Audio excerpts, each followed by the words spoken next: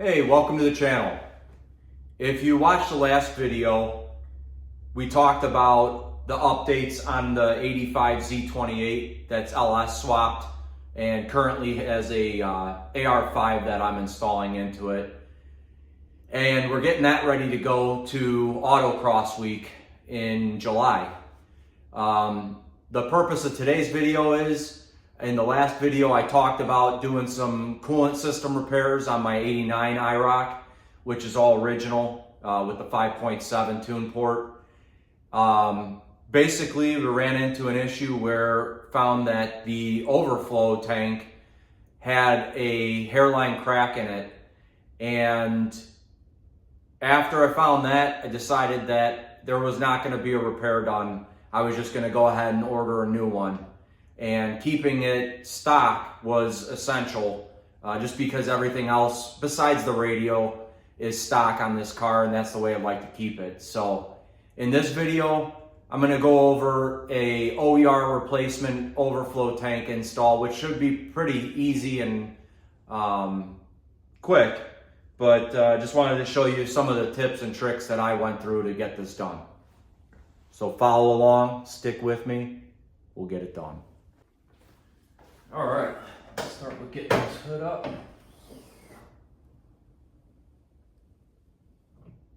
So I've already took out the old overflow tank, and I found when I did that and I opened up the radiator, because I hadn't really gone through this car, my oldest son and I just changed the oil on here, but when I did pop the radiator cap off and just getting it ready for the summer, found that it looked like they'd put some kind of like stop leak in it, and I noticed a little bit of like condensation down at the overflow tube that runs from the radiator to the tank. And upon looking at the tank, and I'll show you here, this is the old tank that I pulled out, and you can kind of see how grimy, nasty this was. And they kind of all get like that, but if you look inside there, you can see there's some like, I think it's stop leak that somebody put in there.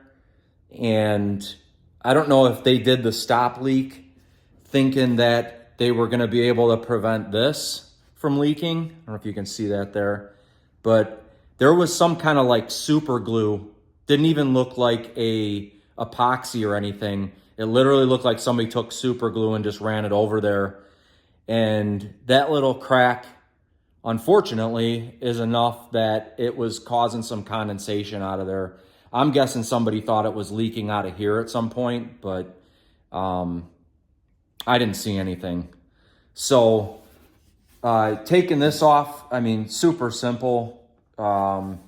It's got one bolt that goes through the fender here, and then there's another bolt that goes through the fender there. While I had everything off, I kind of cleaned it up, but we're doing away with that one.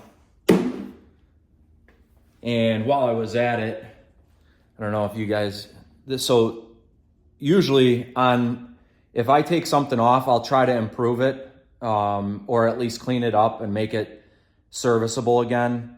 But this was the original cap on there, and all this white lettering typically gets faded on most 80s, 90s cars, or any car in general. I just took a white paint marker and very slowly just went over everything just to kind of refresh it. No new cap needed. Save a little bit of cash there.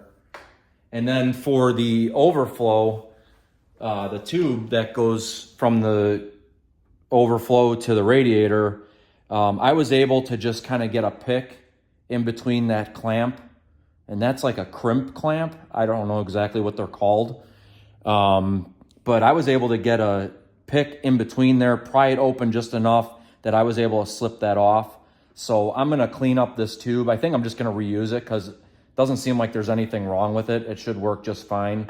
And then there was just a traditional worm style clamp that was on the connection to the radiator, and it's like the perfect angles for it. So I'm gonna keep it. I don't know if I'm gonna use this crimp style clamp or not, because I really don't have anything to re-crimp it with, but Let's unbox the new part that I got, and I'll show you that. We'll do a comparison.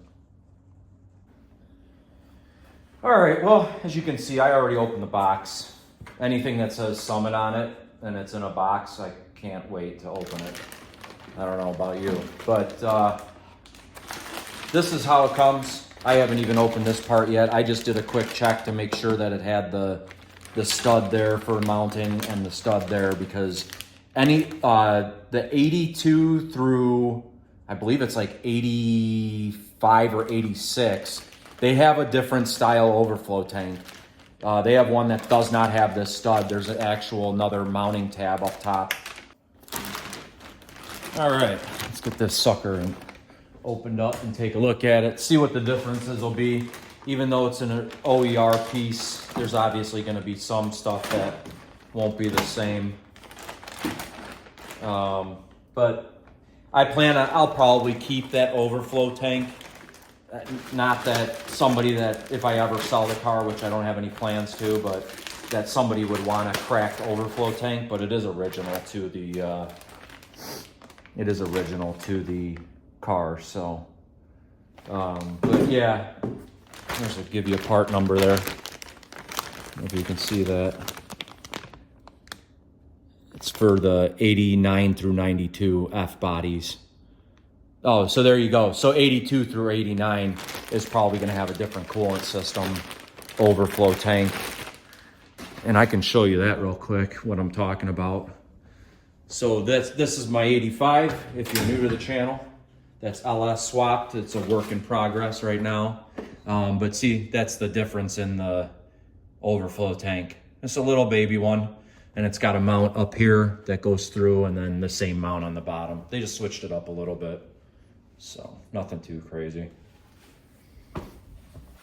But yeah, if you haven't watched any of the other videos, if you're new and you don't know about the 85, consider going back through my videos and check some of those out. But one of the other things I was going to cover real quick, and one of the things that I've done with the coolant system, anybody that's done coolant system work knows coolant and draining it is a complete pain in the ass. So one of the little tricks that I've found, not a trick, but just something that I do, makes it a heck of a lot easier, and it drains it. I mean, I was able to drain the radiator completely because, like I said, it had some kind of funky stop leak. What's the word I'm looking for? Amalgam, something along that lines. A blend of some kind of coolant stuff. And I like seeing if it needs Dex Cool for like the LS, the orangish stuff, I like to see nothing but orange Dex Cool in there. If it needs green, I like to see just pure green coolant in there, and you know it's good. So one of the things that I use is I'll just take one of these little hand pumps. I don't know if you can see this, and I got both ends in here now because this is partially filled with coolant. But hand pump tube, I put all the way down into the radiator, and literally am able to drain the radiator down to the point where you can pull off any hose and not get that splash. Anybody that's used the drain at the bottom, the petcock, knows exactly what I'm talking about. You will get coolant everywhere. There's no fighting it. So I did drain the radiator all the way down. I ran to O'Reilly's, picked up some pre-diluted 50/50 green, and was able to fill it back up.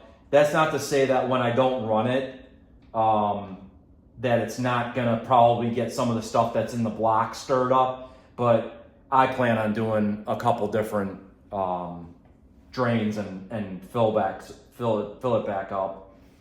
But let's get a closer look here and let you see what we're working with. All right, well, before we go ahead and get this installed, I said I'd go over some of the differences. And hopefully the camera's picking some of this up, but as you can see, there's gonna be manufacturer stampings that they're not going to be able to replicate. And as an example, mine here has this part number with some, who knows what that number is, but AIW made in Canada with a casting date stamp, and probably like a, yeah, and see it's got the year in there, 89. I don't know if you can see that on the camera. But I mean, besides that one specific portion where it's got all the different made in Canada and the date stamps, this is, I mean, it looks identical, and it's nice and clean, probably how it came from the factory. But do I plan on it staying that way? No, I don't. I'm sure it'll be dirty and mucky in the next couple weeks or so when I start driving it. Oh, well, there we go. One of the things, I thought I heard something rolling around in there. One of the things, let's see if I can get that sucker out. Oh, they give you the plastic screw, like a stock one, for the bottom piece. So installation, gonna be super easy.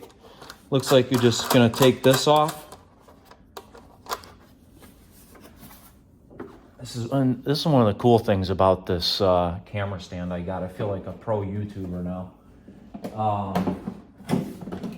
Install is super easy. Just gonna get that lined up. Get some relays in the way here. Just find that. Where are we at here? There it is. All right, get this bolt on the bottom tightened up. It turns out it's 11 millimeter, so I'll just go about a little bit past hand tight.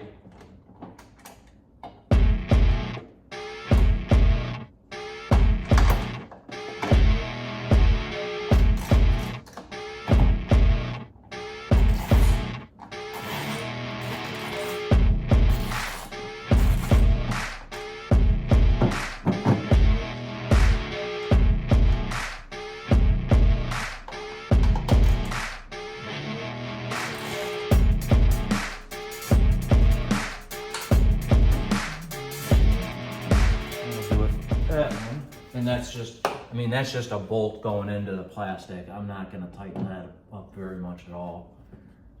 And then this one, this is just a plastic screw, so let's see how much what this will take.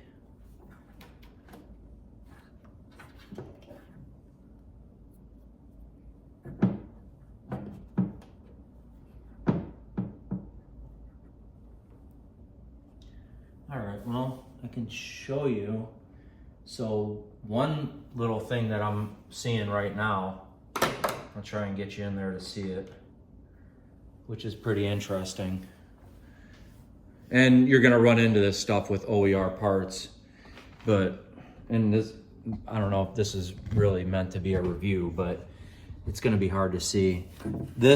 So with that bolt, this flat here where this should be, and you go to line that up, the hole that should go through here, there's enough space that I can fit probably a couple washers back there. Otherwise, if you try to bend this back in, you're gonna probably crack that plastic. I don't know if you can see that deflection there. Okay, well, looks like I'm gonna be putting a couple washers in between the two so that it'll bolt up. Give me a second and we'll get back to that. All right, we're back. So just ran to the local hardware store, and they've got these spacers for, it looks like a 1/4 inch bolt. But I ended up going with this M6 by 1. So this is how I'm gonna mount it, just because, and I picked up these 2 different size spacers because I don't know what's gonna fill that gap best there in between the two. So let me just pop that off and kind of show you what I did too. Put these here. Hopefully nothing falls into the battery, grounds it out, sparks fly, fire start. be no cool. So one thing I noticed when I took this off and cleaned it up, there's like some chafing of the paint here, like rubbing through the paint. Get these off. Trickle charger. There's like chafing and rubbing through the paint. So what I think I'm gonna do is, I got this like little rubber strip. I forget what it was from, maybe a clamp or something. I'm gonna put it back in here and maybe just, it spaces it out just enough and keeps the plastic off the paint. But that still has nothing to do with the spacing issue between this to the body mount there. It's just way off. So my review of the OER, which, I mean, 40 bucks for a piece of blow molded plastic that should fit because it says it's OER. Kind of disappointing, I'll be honest. You would think it'd just be a direct bolt in and that you wouldn't need any adapters. Yeah, sure, can you probably bolt it in? You can, and you can probably bend this, but you're gonna snap this, and then I'm right back in the situation that I was before. So I'm just gonna kind of stick this here. Let's see if this stays.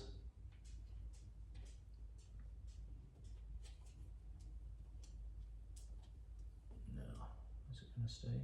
No. So I wonder if I just put it like that. I thought of maybe putting a piece of weather stripping in there. But then I was worried that it would be too far spaced away.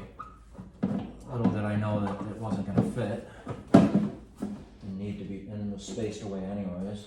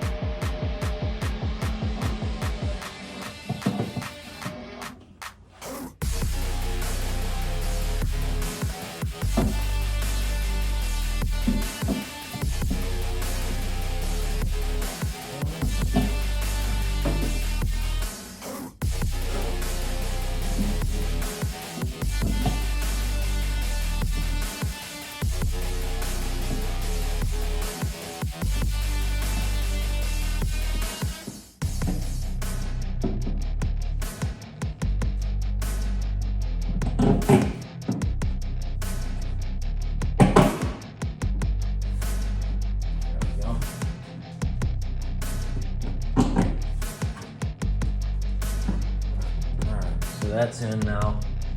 Now to see which spacer is going to be the best.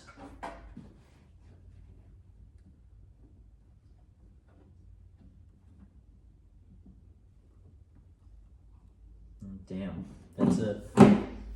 That's the one. It's the shorter of the two. I can't even tell you. I could mic it and tell you what size it is, but let's cap that off. So now it's just a matter of feeding the bolt through. All right, guys. So the part you didn't see, because this video is already going long, I found a fuel injection hose clamp, and I did away with that other clamp, the one that's like a crimp style. So there it is. It's buttoned up. Yeah, spacers in, nice and solid down here. And that rubber spacer in the back too to keep it from rubbing the paint. But that's it for the install on there.